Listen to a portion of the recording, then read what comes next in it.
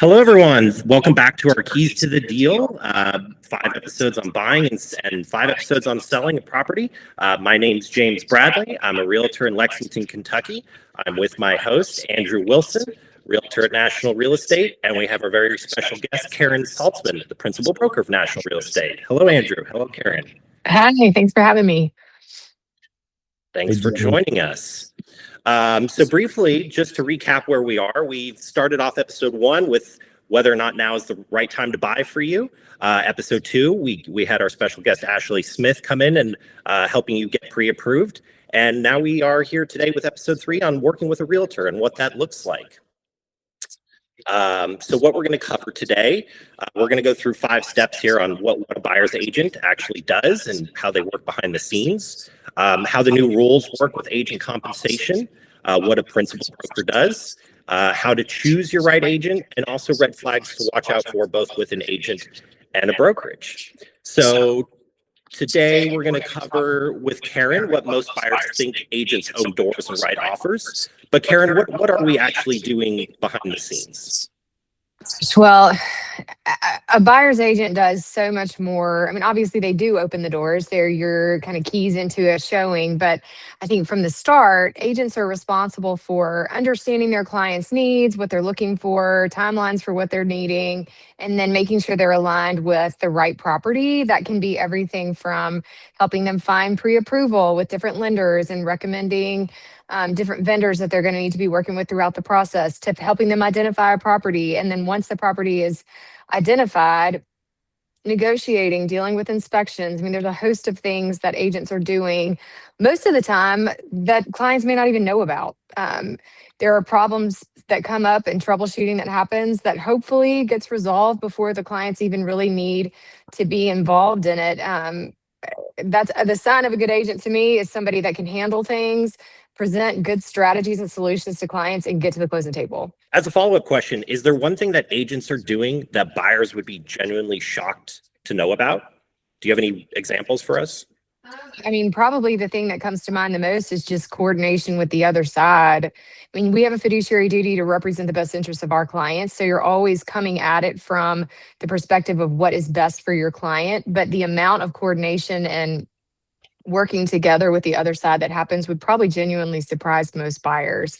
There is a constant stream of communication, whether you're scheduling vendors, inspections, repairs, dealing with title companies, closing, all of that happens between you and the other side. And I do think that probably happens more often and with a higher frequency than people realize. And Andrew, I'm curious from your perspective, as you see, you both oversee so many agents here at National. What do you feel like maybe the great agents are doing that sometimes others are skipping over or perhaps just unaware of at whatever stage they're at in their career? Yeah, I think that's a good question. The number one thing that I think is important to be a buyer's agent is the availability and being able to answer the phone. And I know that sounds really simple. A lot of agents. Well, let me just say this: there are some agents that are overextended, and I think that the ability for somebody to make simple text messaging and phone call answering their top priority for a person that they're actively working for. To me, it's important if I'm the buyer's agent, and I see this a lot, is, if I see somebody on the other side of a customer service based industry appear as though I'm not a priority, it kind of kills the vibe. Generally what people ask me is, hey, can I go see this house? All the other stuff is going to come later. Like, what do you think about the price? What do you think about the condition? What do you think about this? And of course we have industry experts to help us with, inspections and things like that, which we'll cover later. But, I think the availability, obviously we're human, we have families, we have other clients, but I think that the ability to make your client the priority is number one. And if you ever feel as a client like you're not a priority to the agent, then I would suggest that you find another agent.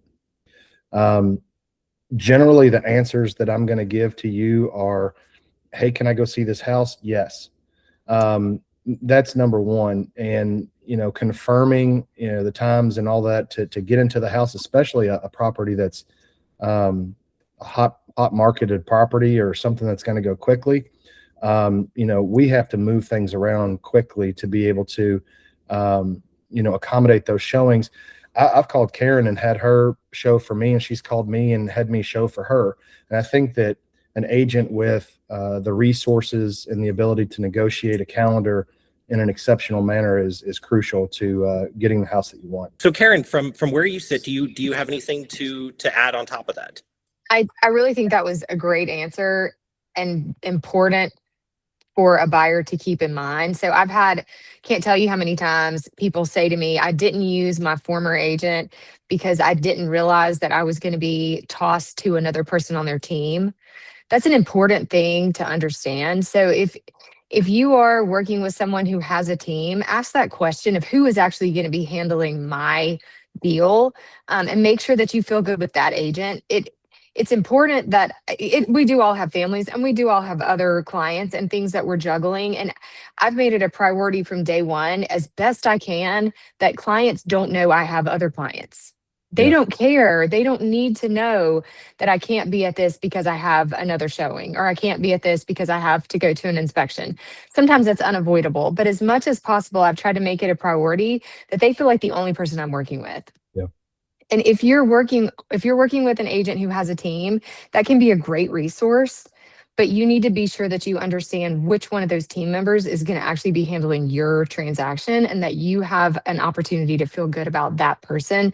You don't think you're hiring the team lead, and then you don't ever see the team lead. All right, thank you so much, Karen. And moving on into something that's been evolving over the last few years is how agent compensation works. And this is a topic that the industry hasn't always been transparent about, and I really would like to change that here. So Karen, if you wouldn't mind, would you be able to walk us through briefly on the little bit of the recent history, and then really how the buyer's agreement works these days? Sure. So I'm not a historian, so my dates may be running together a little bit, but my memory is probably 22, 23. There was a series of class action lawsuits that were filed across the country alleging different things of realtors, like price fixing and antitrust collusion. We were accused basically of inflating the prices of properties because we were deciding commissions up front and things like that. So in the process of those lawsuits kind of going through the system, NAR did a settlement that didn't admit any fault. There was never any actual, I don't think, proof or evidence that agents were doing that. In fact, I know that there were studies that did things like pull data from the MLS to see how agents were sorting listings. So the history for how commission used to be offered to buyer's agents is it was very transparently to us on our side of the MLS advertised prior to ever walking through the threshold of a house. So if I were to show a property and I pulled the listing, I would be able to tell what the seller was offering to a buyer's agent up front. And there were allegations that agents would go in, pull listings, sort them by commission offered, and choose to only show their clients the ones that were offering the highest level of commission. Okay. To my knowledge, there was never any real evidence found that agents were doing that, at least not at scale. Obviously, there's always a bad actor here or there, but that was the allegation. And so without admitting fault to that, NAR said, okay, we're going to do some things differently around buyer compensation. So there were two things that happened that are, in my opinion, kind of critical to this conversation. The first one was we pulled all the commission data off the MLS. So no longer are we allowed to advertise up front as a seller or a listing agent what the offer of compensation would be to a buyer's agent. And the second thing is now we have to have a buyer representation agreement signed between the buyer and the buyer's agent prior to the first showing. So you can't even, you're not even supposed to do a video showing or a FaceTime showing without having a buyer representation agreement signed. There's actually just this week been a report issued that says that hasn't really changed or moved the needle much on total compensation to agents, but it does create an environment where we have to talk about it differently. So instead of that being a decision made by a seller up front, the seller makes a decision with their agent as far as what the listing agent will be paid, signs an acknowledgement that they understand they're likely to be asked for compensation from a buyer's agent, and then that ask comes in the form of the offer. So that's how we handle actually asking for the seller to pay the buyer's agent, okay?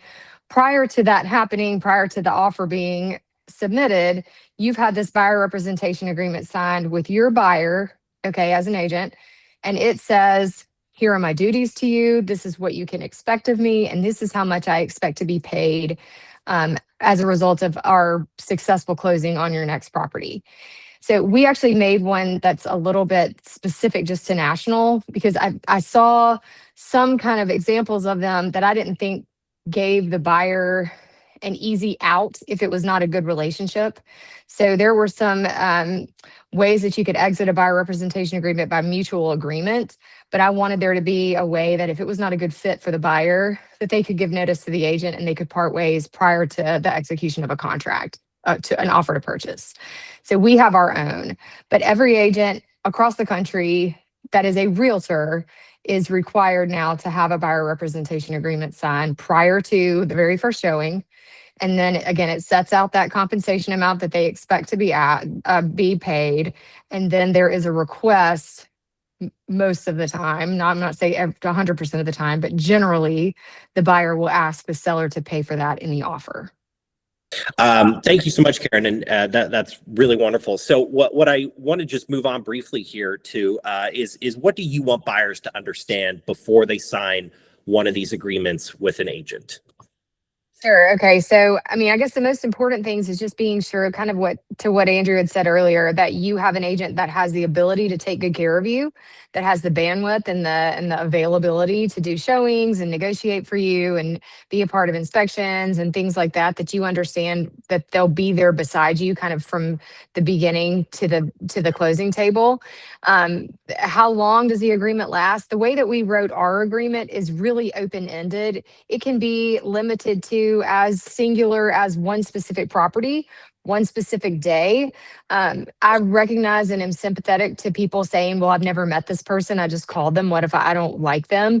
Then you can limit it to just one, even just one property. And then you can leave it as open-ended as the entire state of Kentucky for as long as you feel like is appropriate. So there's some flexibility there. Make sure that you read that and you understand that, and you understand what you are obligating yourself to as far as your relationship with the agent.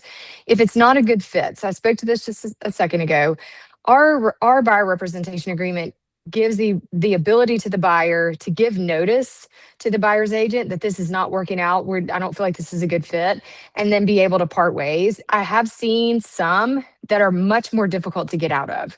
So make sure that you understand the exit strategy in the event that it's not a fit. Now, once you're under contract, you're really riding it out with this agent. You guys have worked together, and you're really negotiating that kind of exit period during that period of time that you're looking for a house.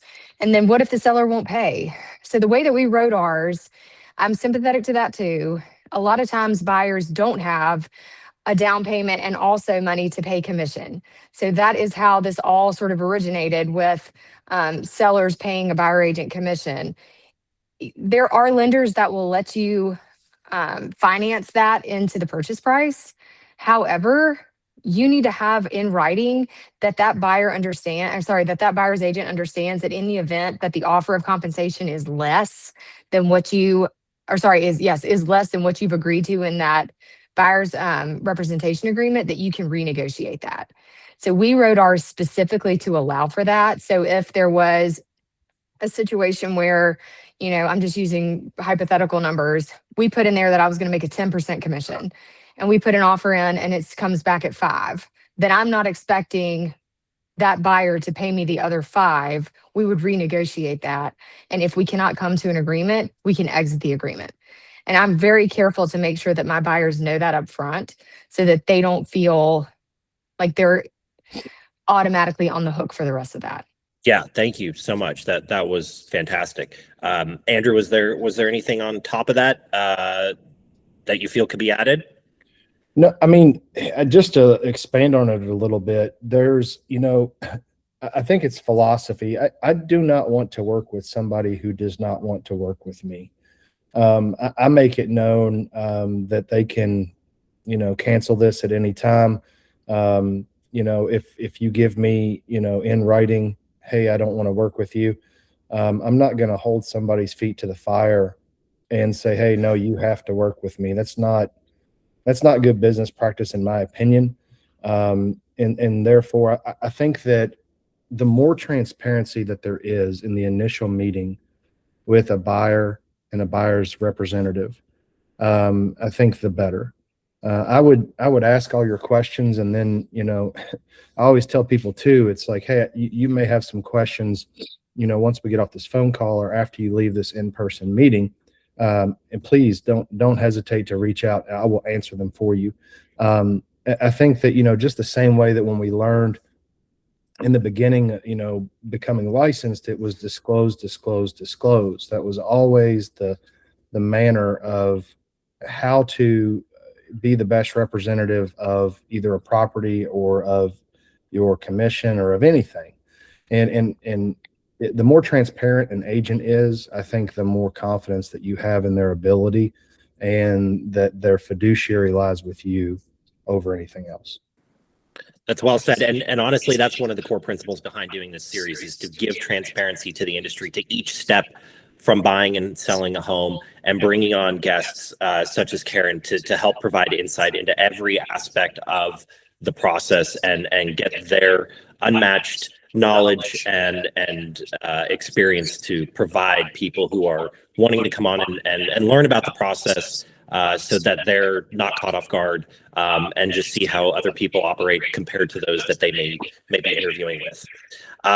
So I did want to move on here to what a layer of oversight that most people outside of actually working in a real estate office don't really know exists. And that's the true structure behind your transaction. This is a place strictly that Karen's going to own for us. So Karen, I want to give you the floor. What do buyers have that no idea this layer even exists? Can you walk us through a real situation where having a managing broker involved made a meaningful difference? Oh, sure. So I'm sorry, I said managing broker. I meant principal broker. Excuse me, because there are, and we should, for our audience, we should know there are two different meanings behind that. And Karen is a principal broker here, so please, yeah, go ahead. Well, I'll explain that, just because that, depending on who the audience is, there can be differences by state. So some states may call a principal broker something different. Some states call every agent a broker. So be sure that you understand the terminology in the state that you are buying in, because real estate licenses are state specific, and governed by state law. So in the state of Kentucky, real estate activities are governed by the Kentucky Real Estate Commission, which is housed in our public protection cabinet. And the purpose of that, and sort of the meaning behind the rules and the regulations that we abide by, is intended to be the protection of the public. So I talk about this in our office a lot.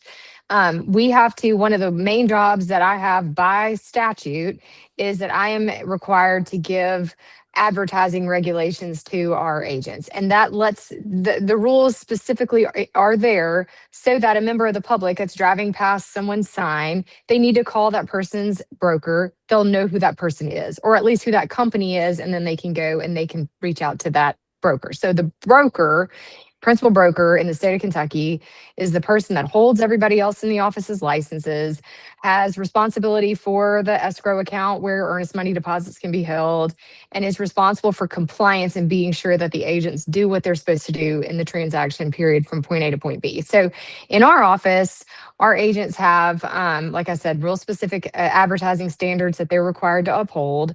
And then as they get into a transaction, there are specific pieces of paper that have to be signed by all parties. And I'm responsible for the compliance to be sure that those things are all signed. So I'll give two examples.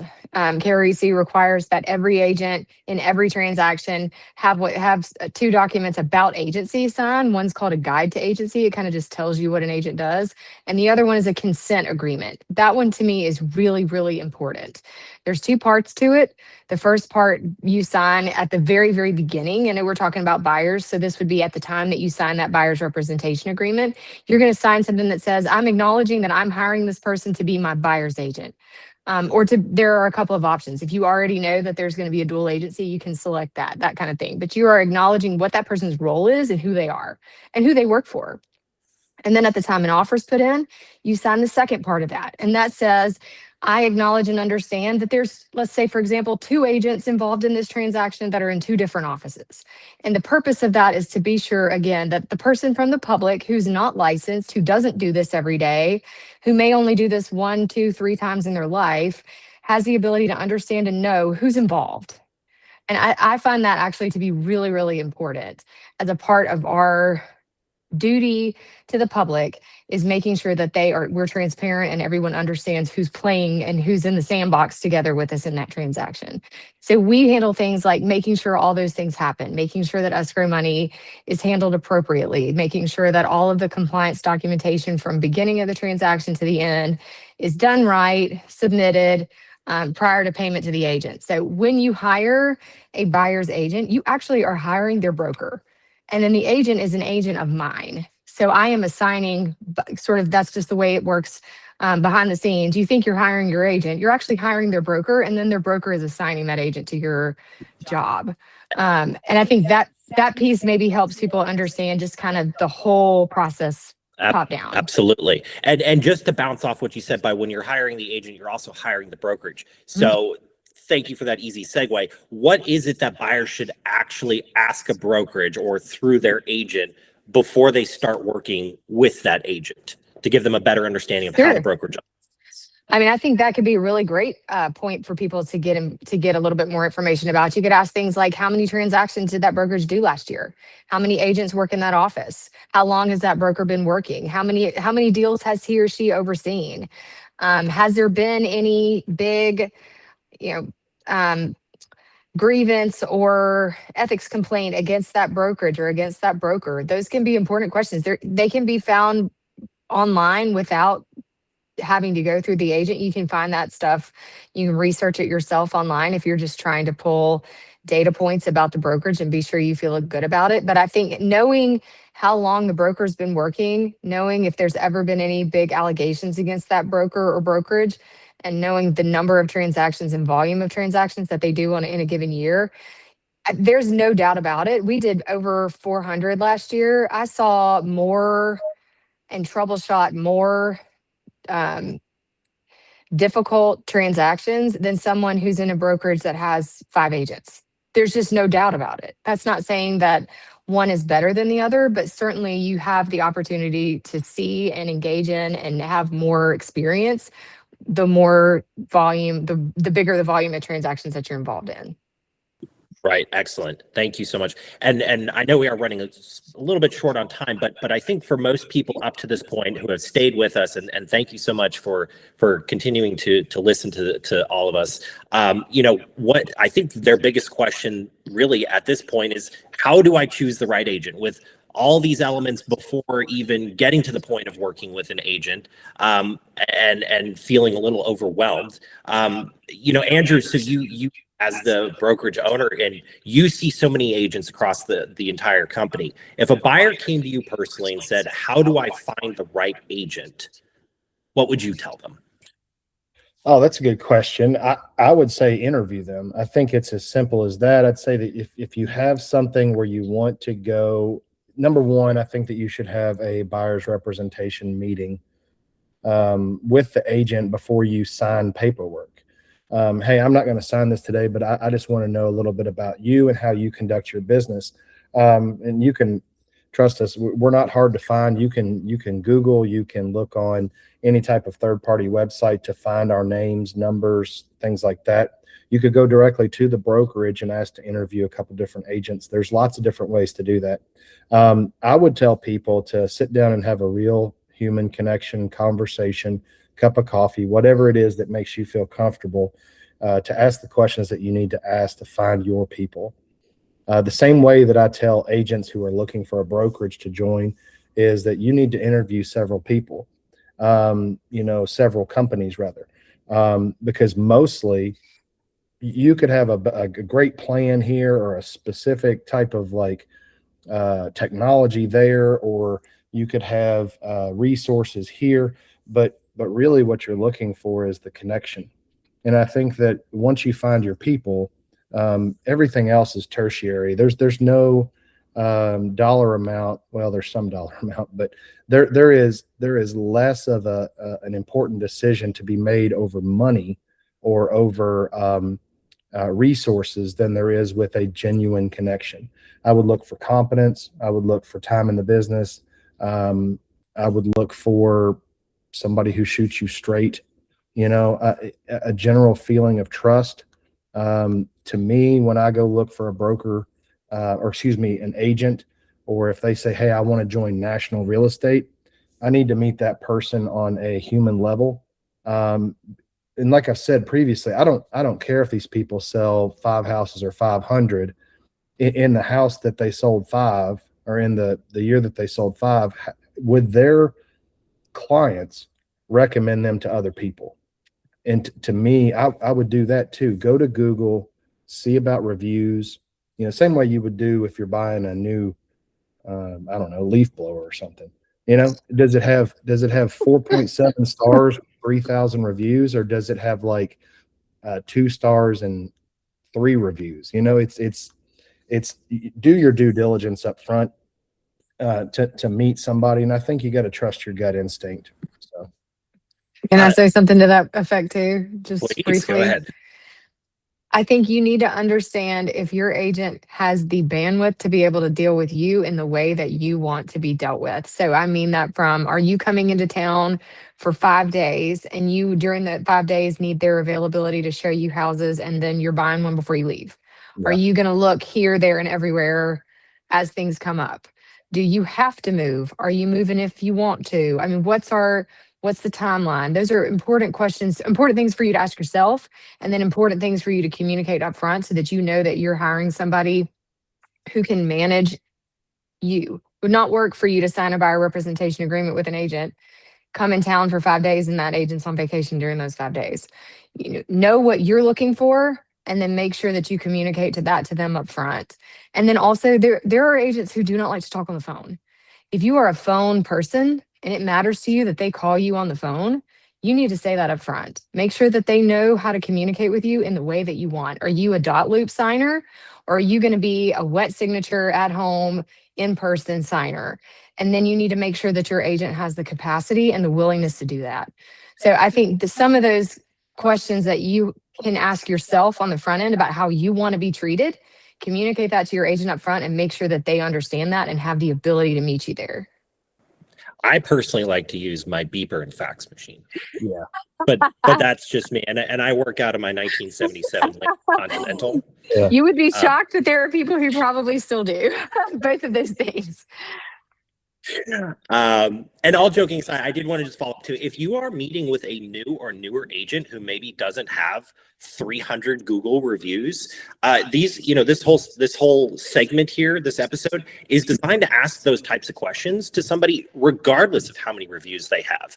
And also too, if you're looking for references, they may not have a client base that they can refer you to, but they probably have come from another industry, and they would certainly be able to have people that they've worked with in the past be able to provide referrals based upon their character and their work ethic. So there's many ways that, if you are wanting to work with a newer agent, that you can qualify them besides just what the online world has to say about them. So I just wanted to quickly throw that in there. So I wanted to go, we're on our last segment here, and looking out for red flags. What Karen, in your mind, what should make a buyer pump the brakes, so to speak, as they move forward here with their agent? Well, I see the first thing on there is pressuring. Listen, you should never, ever feel pressured from your agent to buy a house you don't like. If you feel like you're getting pushed into a yes on an inspection negotiation, if you feel like you're getting pushed into a yes on making a decision about a house, red flag, red flag. There are clients that will want to see 200 houses, and there are agents that are not going to want to do that. So again, knowing what you're looking for, making sure you communicate that. We're not trying to waste everybody's time, but you should never go into something feeling like your agent doesn't have your back and your best interest at heart.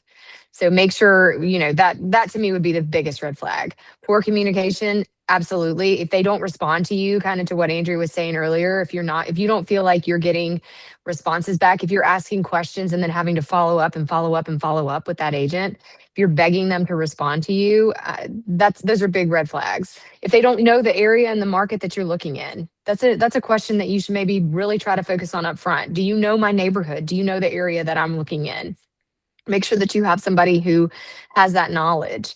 And then they need to be committed to helping you find, this is your home. This is not, you're not buying your car, you're not buying a leaf blower, to Andrew's point earlier. You're buying a home and you're going to put yourself and your family in there. This is going to be a place where you make memories, and I take it so seriously, and I really care about making sure that my clients are where they want to be and that they feel good about it when we get to closing. And so have that buy-in. Just, it's a gut feeling that you will have with an agent that has your best interest at heart. But if you feel upfront like they're real salesman-y, or they're just trying to get you to do something, then it's probably not the right fit for you. There's my answer. That's great. Absolutely. And I'm sure you've seen, I know I have, across my time in the real estate industry, plenty of red flags from agents and, Sure. on both sides, and just ultimately wonder why people work with them. But moving on to beyond just the agent, what about the brokerage? What do we see as a general overview?